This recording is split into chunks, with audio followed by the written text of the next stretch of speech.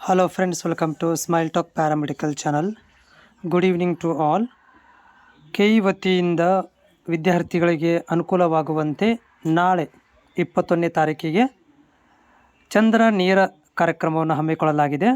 ಇಲ್ಲಿ ನೀವು ಕಾಂಟ್ಯಾಕ್ಟ್ ನಂಬರ್ಗಳನ್ನು ಕೊಟ್ಟಿದ್ದಾರೆ. ಕಾಲ್ ಮಾಡಿ ನೀವು ನೇರ ಸಂದರ್ಶನ ಮೂಲಕ ನೀವು ಮಾನ್ಯ ನಿರ್ದೇಶಕರು ಇರ್ಬೋದು, ಸಹಾಯಕ ಆಡಳಿತ ಅಧಿಕಾರಿಗಳು ಇರ್ಬೋದು ಮತ್ತು ಇನ್ನಷ್ಟು ಅಧಿಕಾರಿಗಳೊಂದಿಗೆ